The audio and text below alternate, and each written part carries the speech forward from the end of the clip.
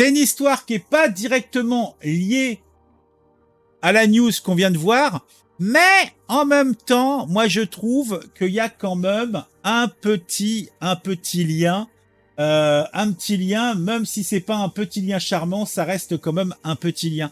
Là, on a à Paris, c'était en juin que cette news date, de début juin même, à Paris, un cours d'anglais un peu trop prosélyte.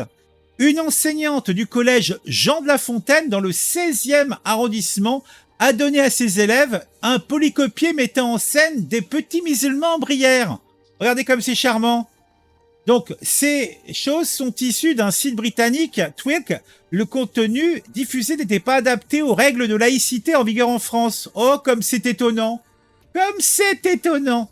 Alors, dans le 16e arrondissement de Paris, donc dans les beaux quartiers, un cours d'anglais un peu trop prosélyte dans un collège public. Une enseignante contractuelle étrangère, d'où vient-elle, avait distribué un polycopier illustré de fillettes voilées et de garçons faisant la prière. Alors, c'est un collège public, donc un lycée public du 16e arrondissement.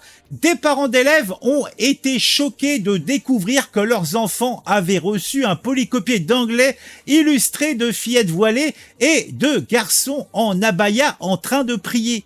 L'enseignante contractuelle étrangère à l'origine de ce cours, un peu trop prosélyte, mais juste un petit peu trop prosélyte, a été suspendue, quick, à titre conservatoire par le rectorat de Paris. Et ça, c'était début juin. Hein, la news date du 7 juin. On est au mois d'août. On n'a eu aucune nouvelle derrière. Alors moi, je te parie tout ce que tu veux que si elle est encore en France, en septembre, elle sera dans un autre bahut. Hein, vous inquiétez pas. Hein. Donc cette affaire, comme je vous l'ai expliqué, a provoqué un certain malaise chez les parents d'élèves qui ont immédiatement fait remonter l'information à la direction de l'établissement et à l'adjointe à l'éducation de la mairie du 16e arrondissement. L'enseignante qui terminera l'année, mais dont le contrat ne sera pas renouvelé, oh, comme c'est étonnant, a utilisé des ressources pédagogiques inadaptées provenant d'un site britannique payant.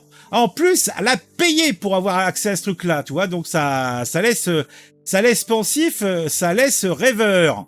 Ce n'est pas la première fois que le collège-lycée Jean de La Fontaine est au centre d'une polémique. Déjà en novembre 2023, un professeur de philosophie avait été suspendu pour avoir posté des caricatures antisémites sur Instagram. Eh ben dis donc, le 16e arrondissement, ça vous gagne, hein. Donc face à cette situation, le rectorat de Paris avait décidé donc début juin de mettre en place une séquence dédiée à la laïcité et aux valeurs de la République. À chaque fois, ils nous mettent, tu sais, il y a une agression S dans un bahut, ils vont nous faire une séquence donc où on va expliquer aux jeunes machin. Là, il faut une séquence sur la laïcité, mais il y a déjà au programme. Tous les ans, ils ont 1 heure, 2 heures ou une demi-journée, je sais pas, pour ces choses-là. Donc c'est déjà là. C'est tout. Donc, mettre en place une séquence dédiée à la laïcité et aux valeurs de la République pour les élèves. Les fédérations de parents d'élèves se seront également conviées à une rencontre. En septembre, peut-être. Hein. Cette affaire avait, à l'époque, donc posé de graves questions sur la formation des enseignants et la vigilance qu'il fallait apporter donc au contenu pédagogique qui était utilisé en classe. Voilà. Mais le problème, c'est que là, on est obligé de recruter des professeurs d'anglais, de philosophie, de français, de mathématiques, déjà qui n'ont pas les formations, qui ne sortent pas donc qui sont pas des professeurs des écoles en général, hein. Donc et en plus qui souvent n'ont aucun rapport très très lointain avec l'éducation. Simplement, on manque de professeurs, donc ils prennent tout et n'importe quoi. Et des fois dans le tas, il y a des mauvaises surprises.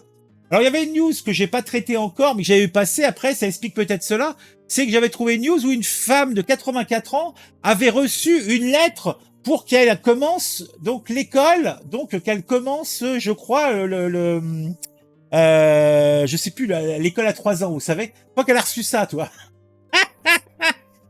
Bon, en tout cas, cette petite histoire, donc que j'avais laissé passer à l'époque.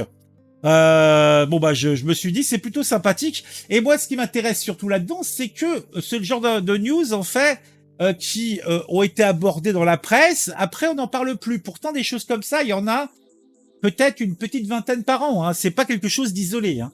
Pas quelque chose d'isolé du tout. Bon,